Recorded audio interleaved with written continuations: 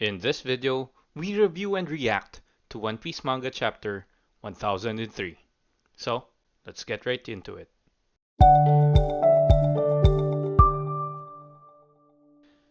The cover story is a bit bland for my taste. On this one, we see Reiju being courted by a scorpion, which is kind of funny, but I do feel that the overall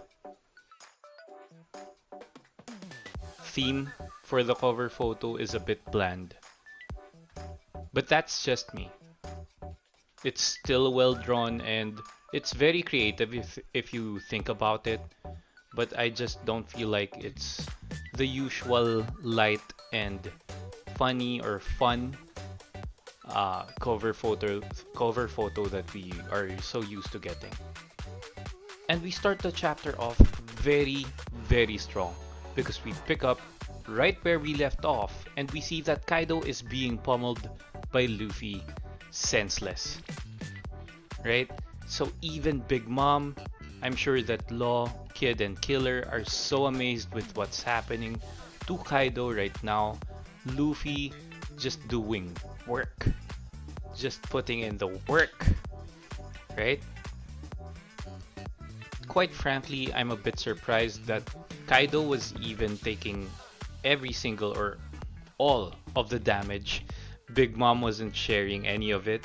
I think that's just how Kaido rolls, and maybe he's a masochist or something.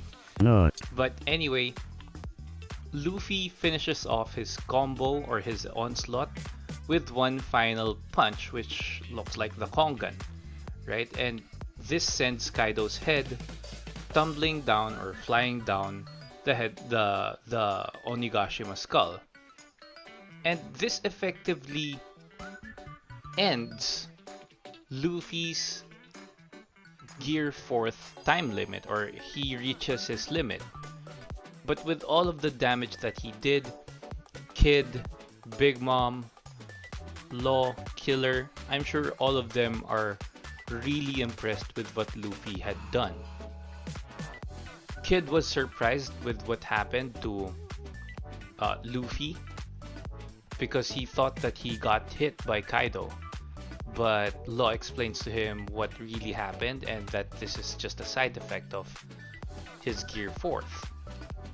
And Big Mom tries to seize the opportunity to finish off Luffy with a very strong slice. And fortunately for Luffy, he gets saved by Zoro. I would have very much preferred that Zoro tried to slice or cut or combat Big Mom's attack. But I think that Zoro really needs to conserve his energy a bit more. That's why Oda opted for Zoro to just get Luffy out of there. And as predicted, Kid and Killer are now picking up the slack. Because this is quite inevitable, right? In the previous videos, in the prediction video, I was even like just the start of the raid, Zoro was already fatigued. He looked very fatigued. And when we saw Luffy use his Gear 4th, I already mentioned that it was too early, right? I made a video that saying or entitled that this is too early.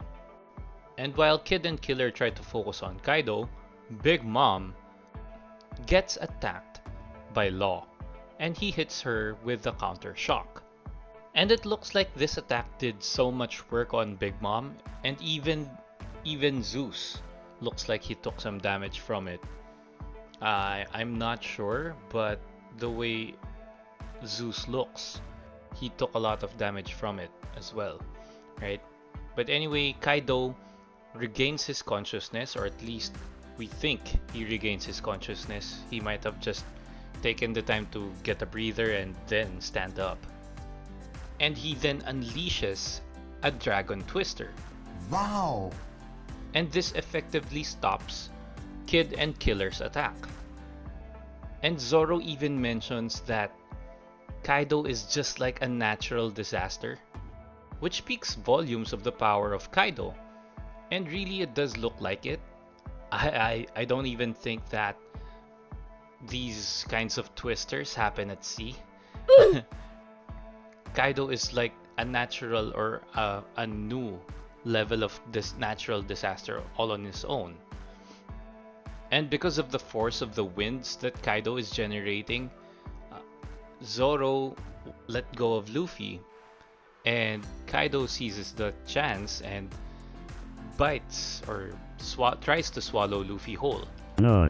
Zoro doesn't take that lightly, and as expected, he tries to save his own captain using his own Dragon Twister technique.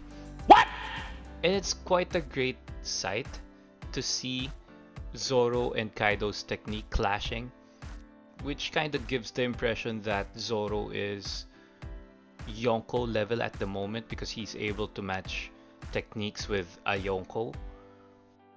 And within this page, we see that Kaido is starting to understand that Zoro is actually wielding Oden's sword. And that this is the source of the strange haki that he has been bothered by, right? And this attack was actually able to cut Kaido, even his scales were being cut, though we're only seeing one huge slice toward the midsection of Kaido's long serpent-like body. So I'm not sure if the other razors or the usual attack that or the usual slices that the Dragon Twister technique of Zoro produces damage Kaido or just that one point. But anyway, with this attack, it makes Kaido cough up some blood and surprises Killer and Big Mom, right? That he was actually able to cut Kaido. And this quickly becomes a Dragon Twister match. And Kaido releases another one and tries to one-up Zoro with the combination of the Dragon Twister and the Demolition Breath. So you can imagine just how overpowered Kaido really is. It's over 9,000! Basically all of his attacks, right, that he has unleashed up to this point in his dragon form are all covering a huge area around him, in front or around him. And it's really quite a challenge to take Kaido on with the 5 of these supernovas, right? Just imagine Kaido in front of a whole battalion of Marines unleashing this attack. There would be thousands of casualties for sure. And that speaks volumes to how strong Kaido really is. We skip past that and we see that the activity hall is quite busy still, as expected, but we get teased by Oda with a drawing of Orochi's head lying on the ground.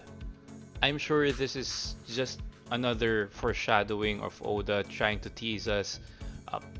I'm very much certain that Orochi is somehow still alive or will become resurrected or revived somehow. But anyway, Oda tries to use this or Orochi's panel to transition onto the CP0 as the CP0 agent was mentioning that they were invited to this party, but the person or the partner that they were dealing with was killed in action, and then this whole coup d'etat or this whole war in Onigashima ensues or happens. So the party is being crashed, basically, is what he's saying. And he just continues on to talk about how both sides should just do their best and take each other out as much as they can. We actually see Law's crew in action, which I thought they were stuck in the submarine somehow, but they were able to make it onto the activity hall. I may have missed a few panels or a few details on how this happened, or maybe I forgot already how Beppo and the others were able to get into the the activity hall and join the fight, because I distinctly remember that the submarine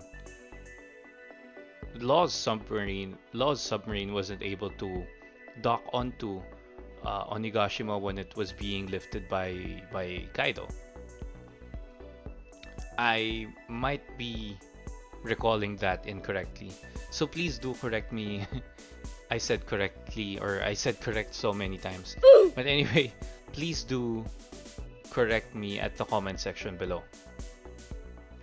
But moving on to the last page, as the CP0 agent was closing his speech, he's basically saying that the new generation needs to stop Kaido's officers, which is obviously the case, or it has to be the case, right? Because Kaido's officers are really strong captains in their own right.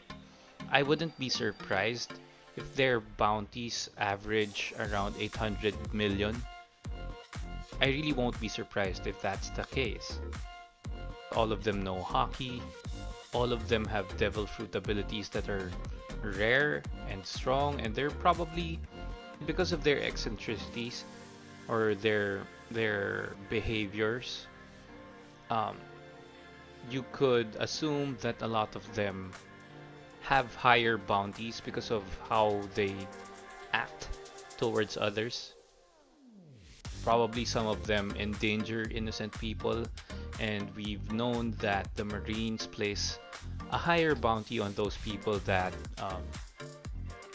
deal damage to the surroundings, to other people, or directly oppose the government for some reason, right? So I wouldn't be surprised if their average bounties are 800,000. I'm sure it's gonna be lower because the All-Stars, or the Yonko commanders of Kaido's crew, have an average bounty of about 1 billion. So it has to be much lower than that. But anyway, we see the crew struggling a bit, right? We see Frankie taking on Sasaki, Sanji with the most panicked face that I've ever seen, which is quite surprising because he's in the company of a lot of women. No. And usually when a lot of women are chasing Sanji, it's going to be the heart eyes drawing of Sanji that looks kind of stupid and funny, as usual. Anyway, we see Usopp, Nami, and Otama.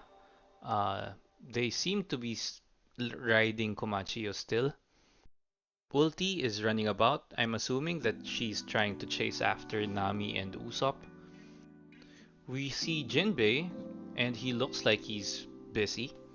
Yamato as well, which is surprising because they were under or below the activity hall, and it seemed quite quiet or peaceful in that area, at least for a while. Maybe they were found by Kaido's crew, since there were so many of them anyway, and it would be easy for them to spread out, more so than the samurai, pirate, and revolution or alliance that Luffy has made.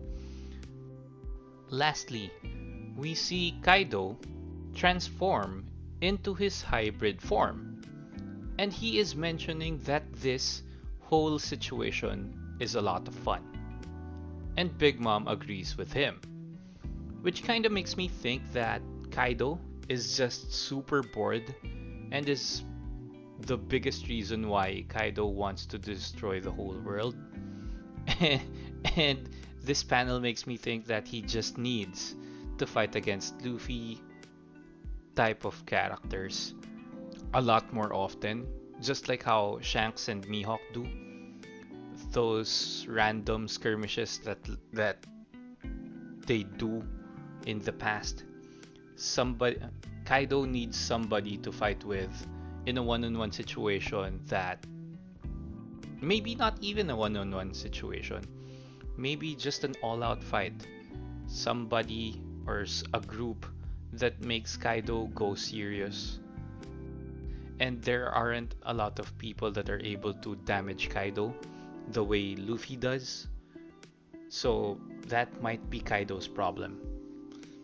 And since he's having fun, I guess Luffy beating him up is really making him feel alive. But anyway, that's all for today's video. I hope you enjoyed it. Crush like if you did, and comment down below what you think of the chapter. Personally, I think it's an 8 out of 10. That's a very generous 8. I feel like the battle scenes or the fight scenes are really good, but the story is quite a bit lacking. The pace is slowing down, obviously, and I'm expecting much more on the next few chapters. Please do subscribe on the channel. It really helps the channel grow, and it's free, right? So, as always, stay safe. Peace.